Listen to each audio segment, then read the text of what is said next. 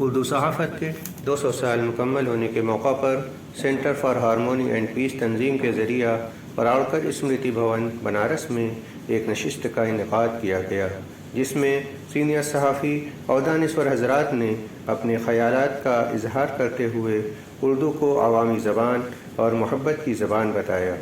साथ ही जंग आज़ादी में उर्दू सहाफ़त की खिदमात को नाकाबिल फरामोश करार दिया। आइए दानिशुरान बनारस के ख़यालात से रूबरू होते हैं। बहुत सारे ऐसे लोग हैं जब कोई अपनी बात जरा वजन से कहना चाहता है तो उर्दू में कहता है। जब कोई बात अपनी कोई मोहब्बत भी करना चाहता है तो उर्दू और उर्दू के जब जनाजा निकालना होता है तो उसको फिल्मों में ले आते हैं। फिल्म शौकीन में अशोक कुमार देवी वर्मा से कहते हैं जाओ देखो कोई नीचे आया है, तो आप ऊपर कहते हैं हुजूर नीचे आपका कोई इंतकाल कर रहा है। तो आप इस तरीके से गलत उर्दू बोल के सही कर सकते हैं तब उसको उर्दू आ जाएगी। तो अब मरदूद इंतकाल नहीं इंतजार कर रहा है। मेरा नाम राजीव कुमार मंडल है। मैं एक अध्यापक हूँ, लेकिन मेटलर्जी का अध्यापक हूँ। बहुत अच्छा लगा कि मैं इस जलसे में शरीक हुआ। अंतिम निष्कर्ष क्या होना चाहिए? बस सिर्फ तरीके से मुसलमानों से जोड़ा जा रहा है, उसको कैसे समाप्त किया जा सकता है? बस बाय चैलेंजिंग द गवर्नमेंट। सरकारें झूठ बोलती हैं, इस सूत्रवाक्य को अखबार नवीसों को कभी छोड़ना नहीं चाहिए। बस मेरा यही कहना है। जो सरकार के खिलाफ लिखता है उसको तरह तरह की बंदिशें लगा दी जाती हैं। हाँ, मैं भी बोल रहा हूँ। मैं तो अध्यापक हूँ, आप जानते हैं कि मुझे तनख्वाह यही भारत सरकार देती है। लेकिन freedom of speech and expression, the idea of India, इसको अगर अपहोल्ड करनी है तो आपको ये सवाल खड़ा करते रहना चाहिए। कौमी मोर्चा जिस अखबार की बात इन्होंने की, जब हम 82-83 में पढ़ते भी थे बीचू में और आज अखबार में पत्रकारिता करते थे, रिपोर्टिंग करते थे, उस समय सूचना तंत्र बहुत कमजोर हुआ करता था। मोबाइल फोन नहीं थे, कोई ऐसा टीवी नहीं हुआ करता था। एक लैंडलाइन का सहारा था जिसके जरिए सूचनाओं का आदान प्रदान होता था। उन सूचनाओं के आदान प्रदान के बीच में जो हमारे जो कौमी मोर्चा के पास जो सूचनाएं होती थी, इतनी बेहतरीन, इतनी पुष्ट और इतनी असरदार खबरें हुआ करती थी कि सारे हिंदी अखबार उस दौरान, जो आज अखबार इस शहर का सबसे बड़ा अखबार था, दैनिक जागरण उस समय नया नया आया था, अमर उजाला हिंदुस्तान जैसी कोई अखबार हुआ ही नहीं करता। जनवार्ता अखबार जरूर निकला करता था, गांधी होता था, सन्मान हुआ करता था, जयदेश हुआ करता था। इन अखबारों का जो सूचना तंत्र है वो कौमी मोर्चा पर डिपेंड करता था। हमें समझाया ना करो कि चाहत हो चुकी है हमको, हमें समझाया ना करो कि चाहत हो चुकी है हमको, मोहब्बत मशवरा होती तो तुमसे पूछ के करते, मोहब्बत मशवरा होती तो तुमसे पूछ के करते। छोड़ो ये बात कि जब वो कहाँ से मिले मुझको, जिंदगी बस इतना बता कि सफर कितना बता। तो पहला सेंटेंस मुझे पता है, मुझे उर्दू पत्रकारिता के बारे में कुछ नहीं पता है। और इस स्थिति से जो सवाल उर्दू पत्रकारिता के बारे में मेरे मन में उठते हैं, उन्हें मैं आपसे साझा करना चाहता हूं। जब हम उर्दू सहाफत की तारीख को देखते हैं तो हालत एक दूसरी थी। उर्दू जुबान की तरह उर्दू सहाफत भी मेन स्ट्रीम की नुमाइंदगी करती थी। उसमें कोई फिरके वाराना डिवाइड नहीं था। आज वो डिवाइड है।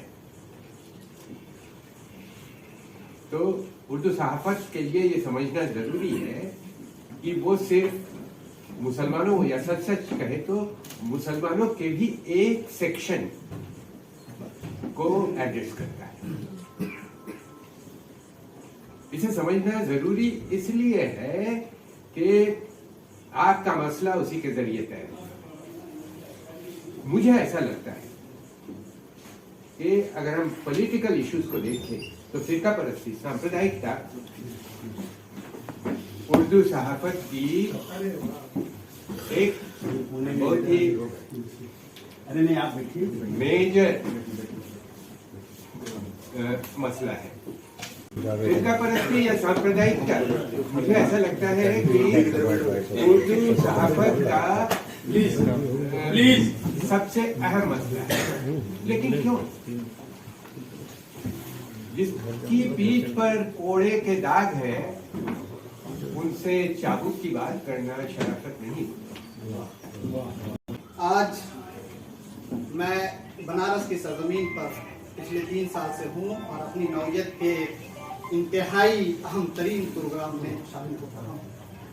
मैं यहाँ पे एक तरफ यूनिवर्सिटीज़ के स्कॉलर्स को देख रहा हूँ, तो मैं अपनी पुरानी ज़िंदगी रोज़नामा राष्ट्रीय सहारा और दैनिक जागरण के अपने साथियों और इनकलाब के साथियों के साथ अपने आप को पा रहा हूँ।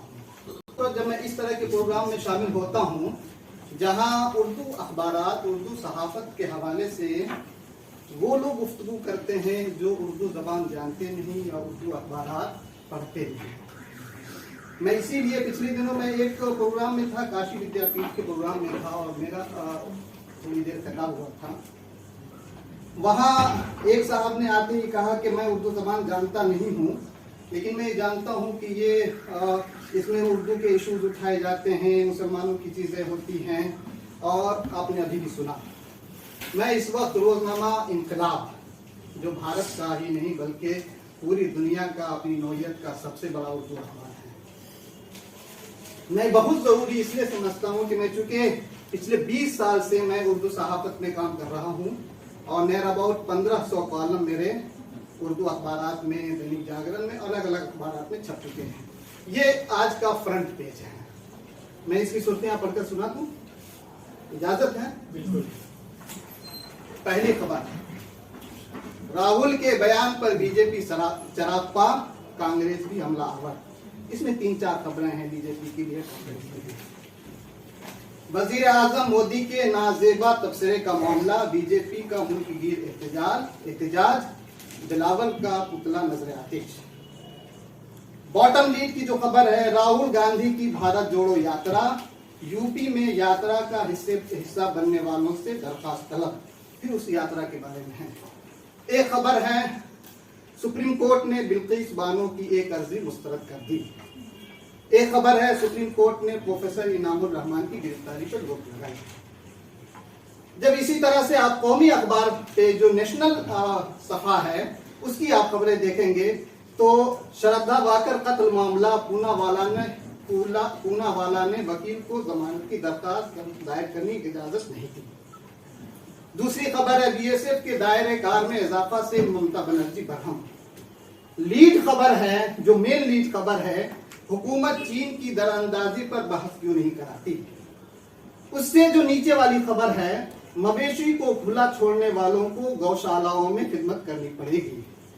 उससे और जो बॉटम लीड की जो खबर है, असेंबली इंतखाबात, वजीर आजम का दौरे त्रिपुरा, अगरतला छावनी में तब्दील। उसके बाद मुंबई में रियासती हुकूमत के खिलाफ महाविकास आघाड़ी का मुजाहरा। एक खबर है जो 3 कॉलमी है, गुजरात में आम आदमी पार्टी ने प्रॉक्सी का किरदार अदा किया, राहुल गांधी। एक खबर है, राजौरी में पेश आने वाला वाकया अफसोसनाक, लेफ्टिनेंट गवर्नर मनोज सिन्हा। मैं आप लोगों से पूछना चाहता हूँ एक सवाल, मोस्ट इंपोर्टेंट। आपने सफा अव्वल की खबर देखी और नेशनल पेज की खबर देखी। आपने इसमें कहां देखा कि उर्दू अखबार ने, उर्दू सहाफत ने सांप्रदायिकता की नुमाइंदगी की है? आपने इसमें कहां देखा कि उर्दू अखबार ने सिर्फ मुसलमानों की नुमाइंदगी की है? सवाल ही पैदा होता है कि जब भी हम गुफ्तगू करेंगे तो ऑन द ग्राउंड गुफ्तगू करनी पड़ेगी। 1822 ईस्वी में उर्दू का पहला अखबार हमारे जनाब आरी साहब ने कहा कि जामे जहानुमा निकला। उसके मालिक हरिहरदत्त राय जी थे और उसके एडिटर सदासुख लाल जी थे। उससे पहले फारसी का अखबार हमारे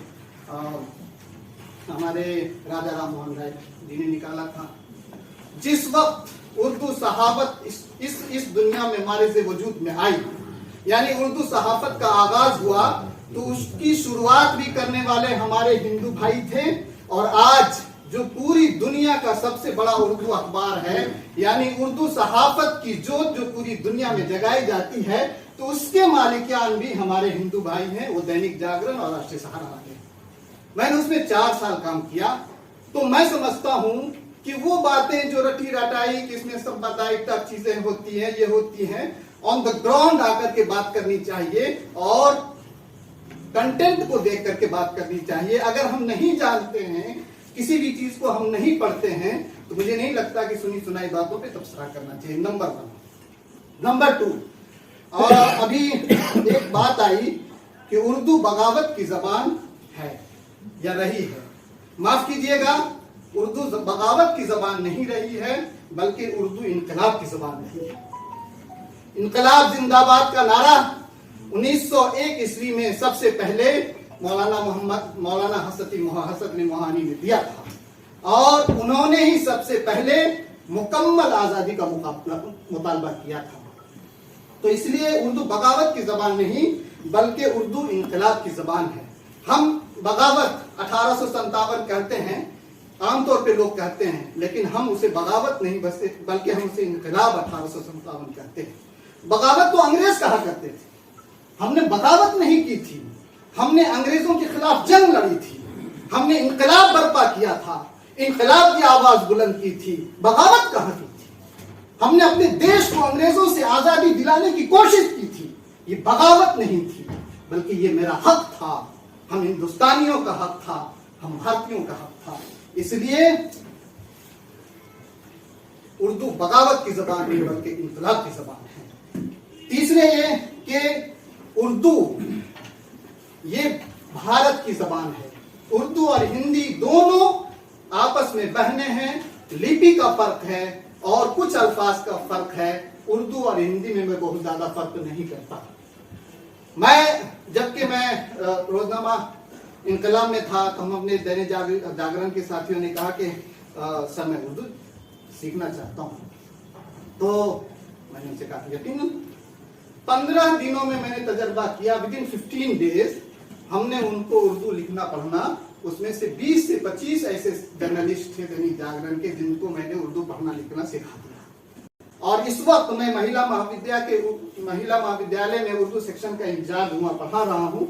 हमारे यहाँ जो भी बच्चियां आती हैं मैं उनको 15 से 20 दिन के अंदर उर्दू लिखना पढ़ना सिखा देता हूँ। और अभी इसी 2-3 दिन पहले कॉन्वोकेशन में जिस ग्रेजुएशन की उर्दू छात्रा को गोल्ड मेडल अवार्ड मिला उसका नाम सत्यम कुमारी है।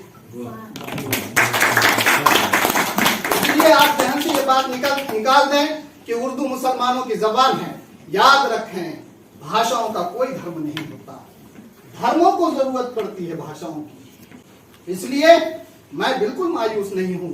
अब उर्दू जबान से सीखने वालों की तादाद बहुत बढ़ रही है। मैंने जैसा कि कहा कि सत्यम कुमारी ने अभी गोल्ड मेडल हासिल किया और आप जाकर के देखें, सागर यूनिवर्सिटी से लेकर के बनारस हिंदू यूनिवर्सिटी में आप लिस्ट निकाल कर देख लें तो आपको पढ़ने वालों की तफसील मालूम हो जाएगी। सिर्फ एक शेर पर अपनी गुफ्तगू को विराम देना चाहूंगा कि हयात लेके चलो, कायनात लेके चलो, चलो तो सारे जमाने को साथ लेके चलो। ये भाषा के विकास की बात की है, मैं भाषा के विनाश की भी बात कर सकता हूँ। आप इसको आप देख ले सकते हैं कि भाषा को किसी खास लोगों से जोड़ दीजिए, उसका विनाश निश्चित है।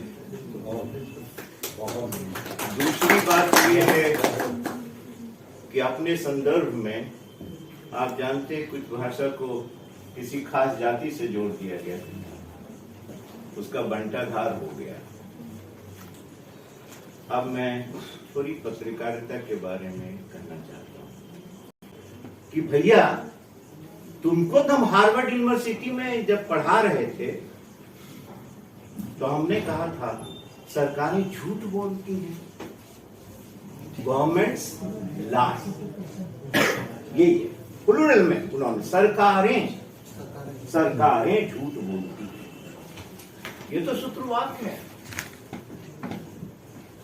तो तुमने कॉलिन पावर पे विश्वास कैसे किया? What did you believe that guy? That's the important point.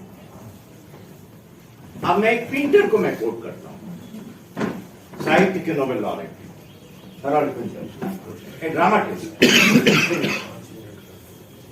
उन्होंने कहा कि जब मैं पूरे झूठे लोगों की फहरिस्त में पढ़ता हूं, बहुत खूबसूरत अंग्रेजी में उन्होंने कहा था, तो डेफ्ट्रे ऑफ लाइज, जो झूठ की तस्करी है, उस फहरिस्त से निकालना चालू करता हूं तो सब के सब राजनीतिक दिखते हैं। जब ये तमाम मेटाफर है हमारे सामने, मेरे पत्रकार जगत के मित्रों, मैं हाथ जोड़ करके आपसे विनती करता हूं कि आपने क्लास में पढ़ाया हुआ कि सरकारें झूठ बोलती हैं, उसको आपने बदला कैसे? This is the most important question of today. My dear friend, idea of India को बचाने की जरूरत है, सरकार को क्वेश्चन करने की जरूरत है, क्योंकि यही पत्रकारिता का धर्म है। अगर ये नहीं बचेगा तो आप समझ जाइए किसी भी किस्म की पत्रकारिता बच नहीं सकती है, और आप पत्रकार होने के दावे से आप हमेशा के लिए महरूम हो जाएंगे। ये हमारा थैंक यू वेरी मच। बगावत और इनकलाब पे चर्चा हुई, और हम लोग तो जमानी से नारा लगाते आ रहे थे कि सच कहना अगर बगावत है तो समझो हम भी बागी हैं।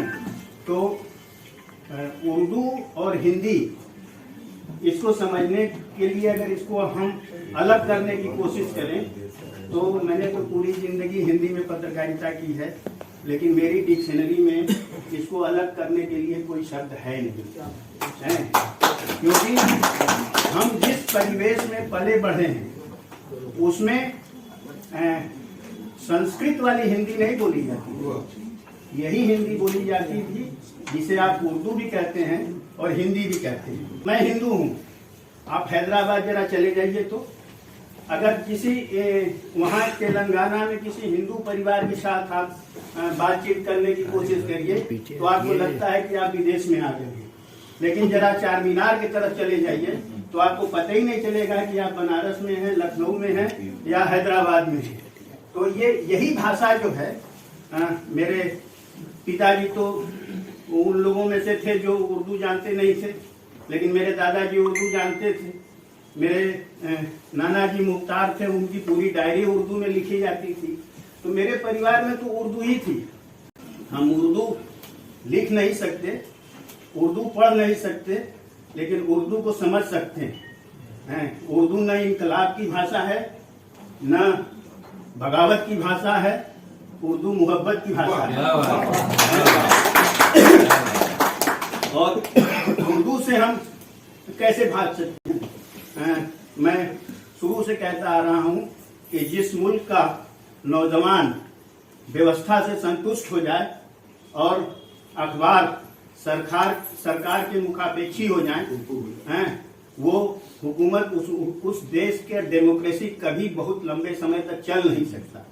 आप कहते हैं कि संतुष्ट, जो आज हमारे पास है वो तो है, उससे बेहतर चाहने की इच्छा अगर आपके नौजवान में नहीं होगी तो तरक्की नहीं होगी। जो व्यवस्था चल रही है, अगर सरकार तो विज्ञापन के माध्यम से अपनी बात कह सकती है, जनता की बात अगर कोई अखबार नहीं करता है तो वो अखबार अपने पाठकों के साथ ईमानदारी नहीं करता है। अब चर्चा थी कि उर्दू अखबार के 200 साल पूरे होने पर ये हम बात कर रहे हैं, तो हिंदी की भी पत्रकारिता से ज्यादा पुराना इतिहास उर्दू की पत्रकारिता का है। और हम कहाँ अदब का हम टूटे कहाँ से हैं? आप झांसी की रानी को तो पढ़ते हैं, पढ़ना भी चाहिए, उन्होंने अंग्रेजों के खिलाफ लड़ाई लड़ी थी, लेकिन बेगम हजरत महल को कितने लोग पढ़ते हैं? 1857 की पूरी लड़ाई की अगर किसी ने नेतृत्व किया है तो वो बेगम हजरत महल ने किया, लेकिन वो हमारे लिए वो पठनीय नहीं है, जानकारी हासिल करने की जरूरत नहीं है। हैदर अली वो उसमें का शासक था जिसने अपनी शर्तों पर अंग्रेजों से लड़ाई लड़ने के बाद अपनी शर्तों पर पूरा का पूरा हर्जाना वसूल किया था जो युद्ध में हुआ था। टीपू सुल्तान के साथ अगर हम उसको क्या कहें कि उसके साथ दगाबाजी न होती टीपू सुल्तान के साथ, तो आज शायद अंग्रेजों की हुकूमत इतने देर तक हिंदुस्तान में बनी नहीं रहती। तो हम उन लोगों को नहीं पढ़ेंगे, उन लोगों के लिए नहीं पढ़ेंगे, क्योंकि आज की सियासत जो है और सियासत का कोई धर्म नहीं होता, लेकिन ये है कि उर्दू हमारे रग रग में बसी है। मैं आप लोगों ने मुझे याद किया, इसके लिए हम आप सारे लोगों का बहुत बहुत धन्यवाद करता हूँ। उर्दू सहाफ़त के हवाले से यकीनन ये हम सब के लिए बायसे फ़ख्र है कि इसने अपना 200 साला सफ़र पूरा किया है और इसकी इब्तिदा जामे जहानुमा से हुई थी और जामे जहानुमा किस नौइयत का अखबार रहा ये भी आप लोग जानते हैं या नहीं जानते होंगे तो थोड़ा सा देख लेंगे। ये 200 साल उर्दू के लिए और उर्दू के हवाले से बहुत अहम रहे, बहुत कीमती रहे। आज जो सबसे बड़ा मसला है कि उर्दू जिस दौर में अपने कैरियर का आगाज कर रही है वो दौर से लेकर के 1947 तक आप देखेंगे तो उर्दू जो है वो मेन स्ट्रीम मीडिया का हिस्सा है, जो सबसे इंपॉर्टेंट सवाल है।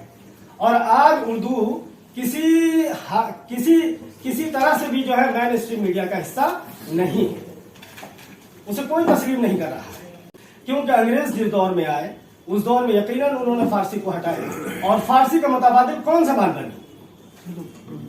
उर्दू ही बनी। और क्या सूझी थी हरिहरदास साहब को, मुंशी सदा सुखलाल को? वो भी हस्ब रिवायत उन्होंने क्यों फैसला किया कि हमें उर्दू में अखबार निकालना चाहिए? उर्दू में अखबार इसलिए निकालना चाहिए क्योंकि उर्दू अवामी जबान थी, अवाम से इसका राब्ता था।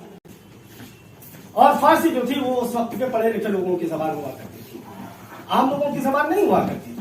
आम लोगों का जिस जबान से सरोकार था वो यही जबान थी जिसे हम उर्दू कहते हैं। और उर्दू नाम किस तरह से पड़ा ये भी बात की कहानी है, पहले की कहानी नहीं। हजरत अमीर खुसरो से लेकर के वली तक जो शायरी का दौर चला और खुद मीर तक मीर वहां तक आ जाइए, और उसके बाद भी गालिब के दौर के आने से पहले तक आपको इस जबान का एक नाम मिलेगा, वो था हिंदी, हिंदवी। हजरत अमीर खुसरो उर्दू का लफ्ज उनके दौर में था ही नहीं। तो लफ्जों की ये कहानी, फिर उर्दू का वो अवामी रूप, जो अवामी रूप मुंशी सदा सुखलाल और हरिहरदत्त साहब ने जिसका आगाज किया। खैर ख्वाह हिंद जो यहाँ से जो अखबार निकला मिर्जापुर से और बनारस से जो अखबार निकला और उनकी जो सरपरस्ती की, उनकी जबान क्या थी, ये सबसे बड़ा सवाल है। मैंने कहा हुजूर आप जो है मेन स्ट्रीम मीडिया का हिस्सा नहीं है। क्यों नहीं है ये भी गौर कीजिए। मैंने कहा ये लीजिए आप अपना अखबार। सचिन तेंदुलकर ने शानदार 200 रन बनाए, आपने क्या लिखा? सचिन की अदीमुल मिसाल बैटिंग। मैंने ये अदीमुल मिसाल पढ़ने वाला कौन इंसान है? ये आम आदमी की जबान है। आप बदलने को तैयार नहीं है, आप जो है फखरिया कहें कि हम ये हैं, हम ये हैं, इससे काम नहीं होने वाला है। उर्दू को आवाम से उसी तरह से जोड़ना होगा जिस तरह से हरिहरदत्त साहब ने जोड़ा था, जिस तरह से मुंशी नवल किशोर साहब ने जोड़ा था। आपको जोड़ना पड़ेगा, आप जोड़ने के लिए तैयार नहीं है। आज भी आप अरबी और फारसी के अल्फाज लाते हैं, उर्दू में ठूसते हैं। क्यों ठूसते हैं साहब? आप उर्दू का कोई मुतबादिल नहीं है क्या? क्या आप शानदार बैटिंग नहीं लिख सकते थे? मैंने दैनिक जागरण की वहीं पर उनको एक खबर दिखाई, मैंने कहा कि देखिए साहब, इसने अदीमुल मिसाल का शानदार लिखा है, कौन उर्दू से करीब है, टेल मी। Very clear.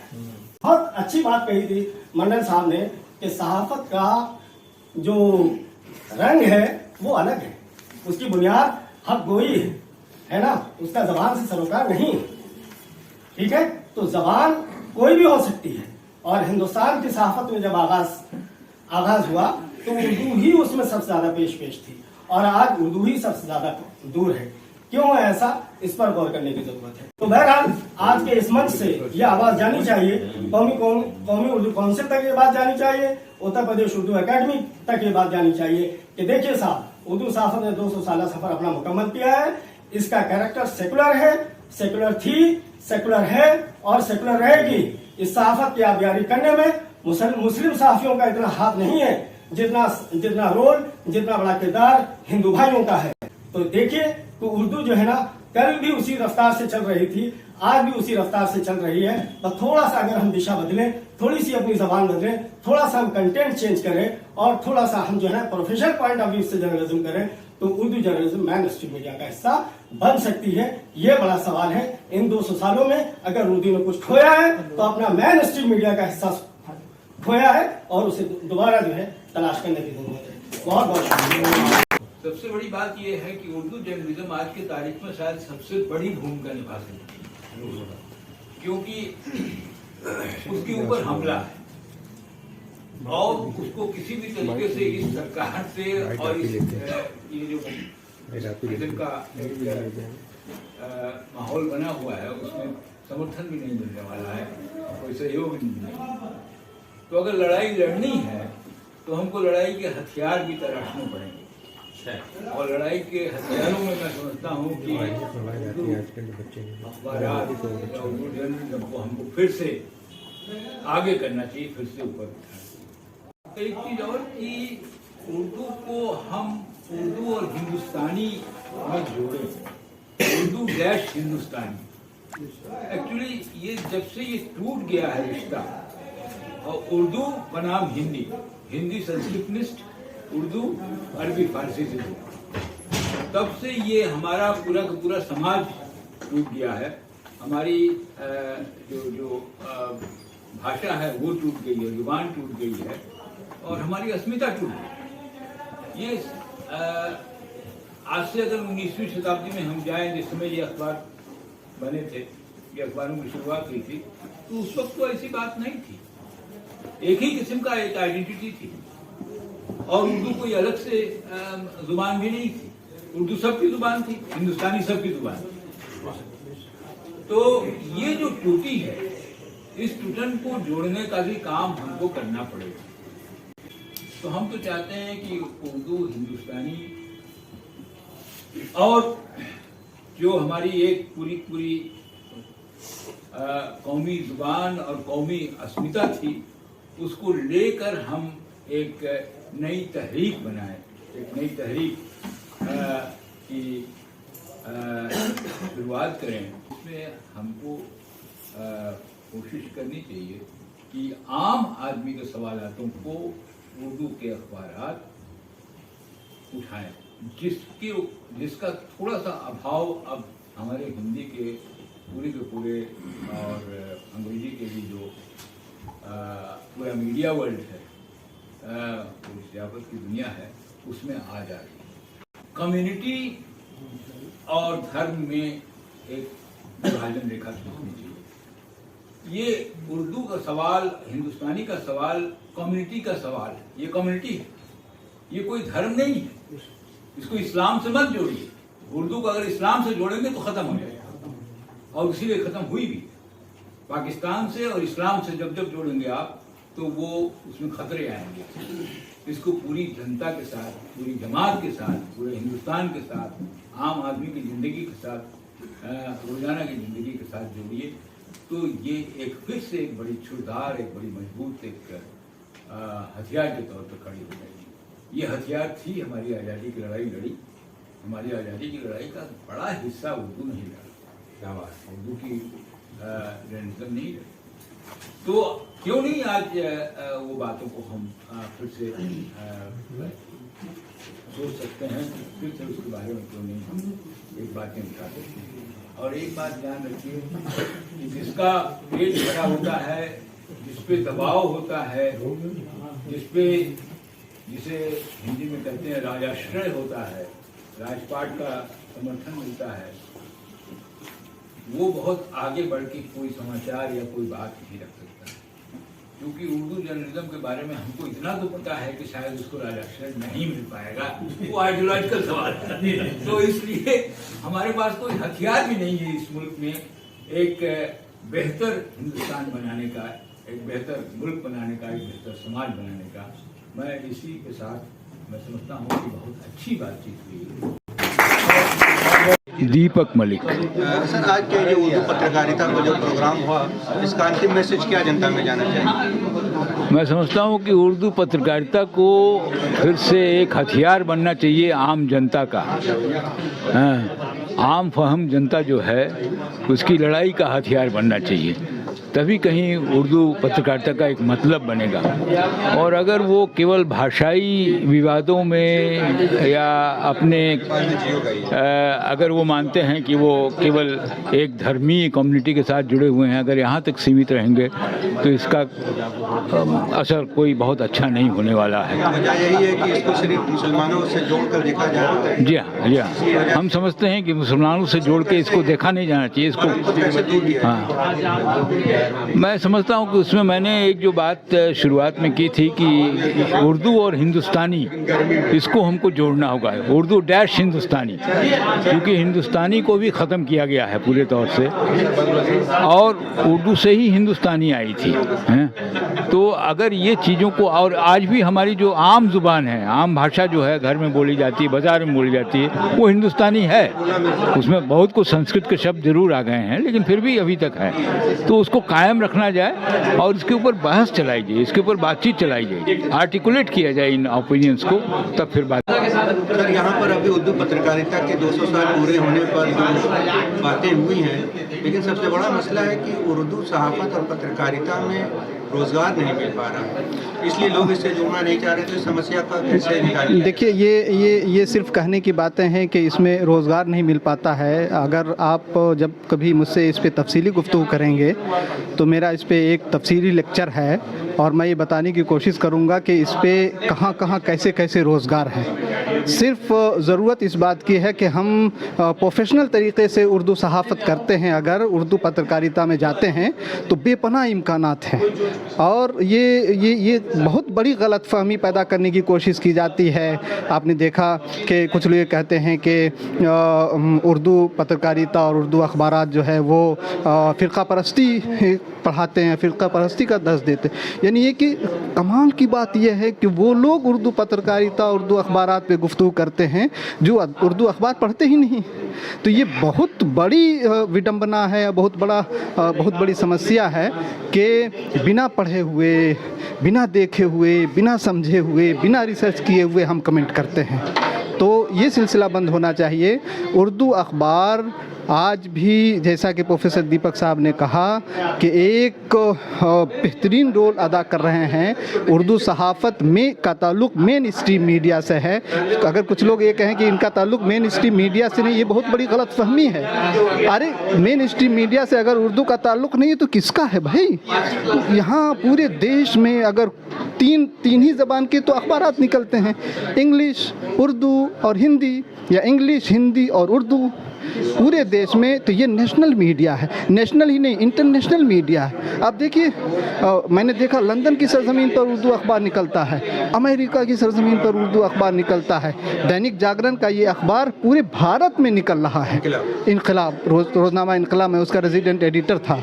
अब आप ये बताएं, कश्मीर से लेकर कन्याकुमारी तक उर्दू के अखबारात निकलते हैं और लोग कहते हैं कि इसका मेन स्ट्रीम मीडिया से ताल्लुक़ नहीं। ये बहुत बड़ी समझिए कि ये गलत फहमी है लोगों की, और ये इस तरह के लोग एहसास कमतरी के शिकार हैं।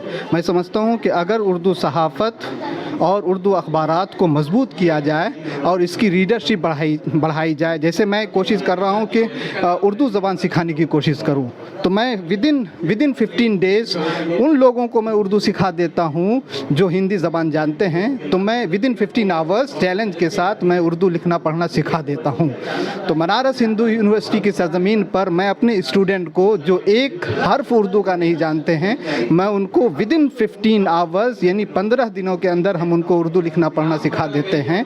और मैंने अभी तज़किरा किया अपने इस प्रोग्राम में कि सत्यम कुमारी नाम की एक लड़की जो हमारे यहाँ आती है और उर्दू का एक हर्फ नहीं जानती है, उसने 3 साल में इतनी अच्छी परफॉर्मेंस दी कि उसे बनारस हिंदू यूनिवर्सिटी ने उर्दू में ग्रेजुएशन करने का गोल्ड मेडल अवार्ड दिया। तो चूँकि भाषाओं का कोई धर्म नहीं होता है, इसीलिए उर्दू ज़बान को किसी धर्म विशेष से जोड़ करके बताने की कोशिश की जाती है, ये उर्दू के ख़िलाफ़ बहुत बड़ी साजिश है। सबसे पहले तो इस चीज़ को ख़त्म करने की ज़रूरत है। उर्दू हिंदुस्तानी भाषा है, यही पैदा हुई, यही बढ़ी, यही परवान चढ़ी, और इंशाअल्लाह जैसा कि दाग दहलवी ने कहा था कि उर्दू है जिसका नाम, हम ही जानते हैं दाग, सारे जहां में धूम हमारी ज़बान की है। हमने अमेरिका की सरजमीन पर देखा कि जब मेरे लिए वहाँ पे ट्रांसलेटर रखे गए तो वहाँ की गवर्नमेंट ने मेरे लिए उर्दू ट्रांसलेटर रखा। यानी अगर आप उर्दू ज़बान जानते हैं तो अमेरिका की सरजमीन पर भी आपको मुलाजमत मिल सकती है। ये कैसे कह सकते हैं कि उर्दू ज़बान, उर्दू सहाफ़त, उर्दू पत्रकारिता से मुलाजमत नहीं मिलती है? मैं एक दो नहीं सैकड़ों हज़ारों मिसालें दे सकता हूँ। कभी आप तफसील से सिर्फ इसी टॉपिक पर गुफ्तगू करें तो मैं इंशाअल्लाह ये बताने की कोशिश करूँगा कि उर्दू सहाफ़त में कितने रोज़गार के इम्कानात हैं। मैं doctor Mohammad Arif centre for harmony and peace का चेयरमैन हूँ। आज आपने कैसा प्रोग्राम रखा? ये आज उर्दू के 200 साल हो गए हैं सहाफ़त के, उस पर कुछ बातचीत करने के लिए शहर के वेटरन लोगों को बुलाया गया था। तो इसका क्या निष्कर्ष निकला?